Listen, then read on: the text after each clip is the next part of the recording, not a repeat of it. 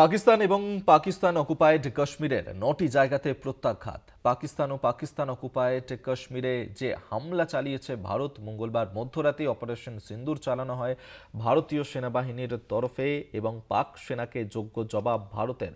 Operation সিন্দুরের পরেই গোলাবর্ষণ। মধ্যরাতে ভারতীয় সেনা, বায়ুসেনার এই অপারেশন চালানো হয়। সেই অভিযানের ছবি আপনাদেরকে আমরা দেখাচ্ছি। তিন বাহিনীর সেনাপ্রধানের সঙ্গেও কথাও বলেছেন প্রতিরক্ষা মন্ত্রী রাজনাথ সিং। প্রধানমন্ত্রী নরেন্দ্র মোদী তিনি এই পুরো অপারেশন চলাকালীন তিনি সেখান থেকে মনিটর করেছেন। একাধিক বৈঠকও গতকাল করেছেন প্রধানমন্ত্রী নরেন্দ্র মোদী। পাকিস্তান এবং পাক অকুপায়েড কাশ্মীরের ৯টি জায়গায় প্রত্যাঘাত। আমরা এই নিয়েই কথা বলেছিলাম আমাদের ডেপুটি এডিটর মৌপিয়া নন্দীর সঙ্গে। কি বলেছেন তিনি শুনব। পহেলগাঁওয়ে জঙ্গি হানার ঠিক 14 দিনের মাথায় গভীর রাতে ভারতের তরফ থেকে অপারেশন সিন্দুর এই অভিযান চালানো হয় এবং যার মাধ্যমে পাকিস্তান এবং পাকিস্তান অধিকৃত কাশ্মীর তার বেশ কিছু জায়গায় 9টি জায়গায় সেখানে প্রিসিশন অ্যাটাক অর্থাৎ নির্দিষ্টভাবে সেই জায়গাকে লক্ষ্য করে সেখানে সেখানে আক্রমণ করা হয় এবং যেটা নিঃসন্দেহে সাম্প্রতিক অতীতে ভারতের অন্যতম বড় সামরিক পদক্ষেপ।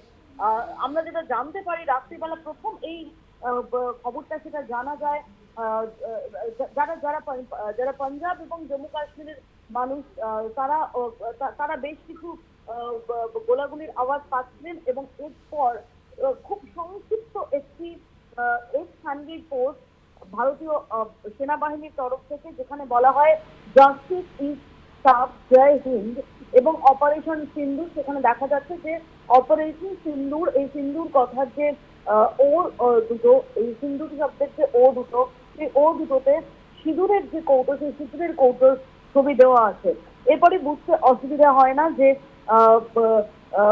ভারতের তরফ থেকে যে প্রত্যাঘাতের কথা বলা হচ্ছিল সেই প্রত্যাঘাত অবশেষে ভারতীয় সেনাবাহিনী তারা করেছেন। এবং আমরা যেটা এখনো পর্যন্ত জানতে পারছি যে 9টি জায়গা, এই 9টি জায়গা অত্যন্ত গুরুত্বপূর্ণ। যে 9টি জায়গায় এই অপারেশন চালানো হয়েছে, এই স্ট্রাইক চালানো হয়েছে, যার মধ্যে রয়েছে জৈশের শক্ত ঘাঁটি এবং লস্করে তৈবার শক্ত ঘাঁটি। ভারতের তরফ থেকে খুব স্পষ্ট করে দেওয়া হয়েছে যে কোনোভাবেই কোনো সিভিলিয়ান বা কোনো মিলিটারি ইনস্টলেশন সেটাকে টার্গেট করা হয়নি। নির্দিষ্টভাবে এটা নন এসকালেটরি ফোকাস এবং নন এসকালেটরি ইন নেচার, অর্থাৎ এটা কোনোভাবেই উত্তেজনার অর্থাৎ নতুন করে এসকালেশনের লক্ষ্য নয়। এটা একেবারে নন এসকালেটরি ইন নেচার। এটা ভারতের সিআইবির তরফ থেকে কিছুক্ষণের মধ্যেই আমরা দেখি যে এই ইনফরমেশন সেটা শেয়ার করা হয়। এবং এর পাশাপাশি আমরা যেটা দেখতে পাচ্ছি যে এরপরই পাকিস্তান রীতিমতো পাকিস্তান বুঝতেই পারেনি যে এরকম ভাবে, যখন আমরা দেখছি যে আজকে যখন মক ড্রিলের মহড়ার জন্য গোটা দেশ জুড়ে প্রস্তুতি, এবং যখন সবাই মক ড্রিলের দিকেই তাকিয়েছিলেন যে মক ড্রিল তাহলে কি কোনো সামরিক পদক্ষেপ তার পরবর্তীকালে নেবেন, গতকাল রাতেই যে এই ঘটনা ঘটে যাবে এটা কিন্তু কেউ ভাবতে পারেননি। এবং আমাদের বাহিনী প্রিসিশনের সঙ্গে এই অপারেশন সেটা চালিয়েছেন এবং এখনো পর্যন্ত বেশ কিছু জঙ্গি হতাহতের খবর পাওয়া যাচ্ছে। এবং যেমনটা আমি বলছিলাম যে এই যে জায়গায় এই স্ট্রাইক চালানো হয়েছে সেটা খুবই তাৎপর্যপূর্ণ। যেখানে বাওয়ালপুর রয়েছে, যেটা জৈশে মোহাম্মদের স্ট্রং হোল্ড, এবং মুরিদকে হচ্ছে লস্করে তৈবার হেডকোয়ার্টার। এবং যেটা জানা যাচ্ছে যে এই লস্করে তৈবার হেডকোয়ার্টারকে নির্দিষ্টভাবে টার্গেট করা হয়েছে। এবং তোমার মনে রাখতে হবে যে টিআরএফ এই পহেলগাঁও অ্যাটাকের দায় স্বীকার করেছিল। সেই টিআরএফ হচ্ছে লস্করে তৈবারই ছায়া সংগঠন।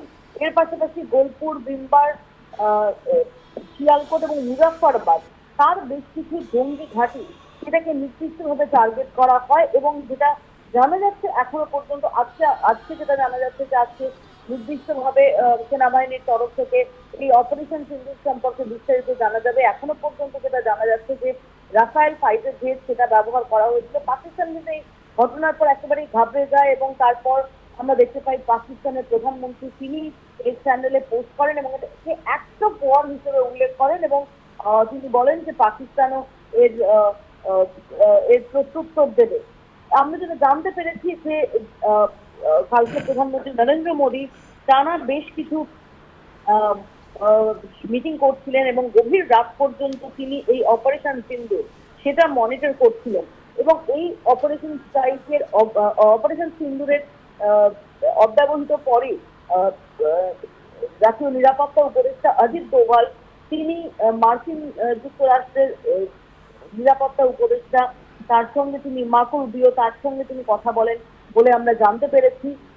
এর পাশাপাশি আমরা যেটা জানতে পেরেছি যে আরো বেশ কয়েকটি দেশ তাদের এই সম্পর্কে ব্রিফ করা হয়েছে বলে আমরা জানতে পেরেছি।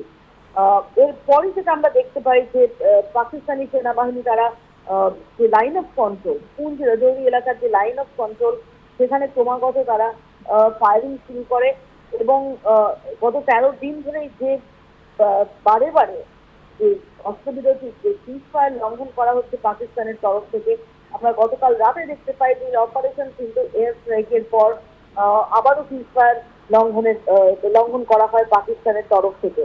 এর পরিপ্রেক্ষিতে বেশ কিছু পদক্ষেপ নেওয়া হয়েছে। আমরা যেটা জানতে পারছি যে রীতিমতো যথেষ্ট গুরুত্বপূর্ণ পরিস্থিতি এবং জম্মু কাশ্মীর এবং পাঞ্জাবের যে কারণে শ্রীনগর থেকে কোনো সাধারণ যে ফ্লাইট সেই ফ্লাইট সমস্ত বন্ধ করে দেওয়া হয়েছে আজকে এবং এখনো পর্যন্ত আমরা মার্কিন যুক্তরাষ্ট্রের প্রেসিডেন্ট ডোনাল্ড ট্রাম্পের যে প্রাথমিক যে রিয়াকশন পেয়েছি সেখানে তিনি বলেছেন যে আশা করি যে এটা খুব তাড়াতাড়ি থামবে। সব মিলিয়ে এই মুহূর্তে দাঁড়িয়ে অপারেশন সিন্দুর এবং এই নামটার মধ্যেও কিন্তু অত্যন্ত গুরুত্বপূর্ণ একটা দিক আছে। আমরা দেখেছিলাম যে পহেলগাঁওয়ে নির্দিষ্টভাবে পুরুষদের হত্যা করা হয়েছিল এবং সেখানে পরিচয় জেনে হত্যা করা হয়েছিল এটা যারা প্রত্যক্ষদর্শী যারা স্বজন হারিয়েছেন তারা বলেছিলেন এবং এখানে দাঁড়িয়ে এই অপারেশন সিন্দুর নামে এই অপারেশন সেটাকে কালকে সফলভাবে সেটাকে চালায় আমাদের বাহিনী এবং আমরা যেটা জানতে পারছি যে আজকে কিছুক্ষণের মধ্যেই হয়তো সেনাবাহিনীর তরফ থেকে এই সম্পর্কে আরো বিস্তারিত জানা যাবে। এদিকে বেশ কিছু ছবি যা দেখা যাচ্ছে তাতে এটা স্পষ্ট যে যে সমস্ত জায়গায় এই স্ট্রাইক চালানো হয়েছে এই অপারেশন চালানো হয়েছে সেখানে রীতিমতো হাহাকার পরিস্থিতি এবং বেশ কিছু জঙ্গি ঘাঁটি নষ্ট হয়েছে, তছনছ হয়ে গেছে এবং বেশ কিছু জঙ্গির হতাহতের খবর পাওয়া যাচ্ছে এবং সাম্প্রতিক অতীতে ভারতের তরফে সবচেয়ে বড় সামরিক পদক্ষেপ বলা যেতে পারে এই অপারেশন সিন্দুরকে অধিক, কারণ আমরা যে সার্জিক্যাল স্ট্রাইক দেখেছি বা বালাকোট এয়ার স্ট্রাইক দেখেছি সেখানে নির্দিষ্টভাবে পাকিস্তান অধিকৃত যে কাশ্মীর পাক অধিকৃত যে কাশ্মীর সেখানে সীমাবদ্ধ ছিল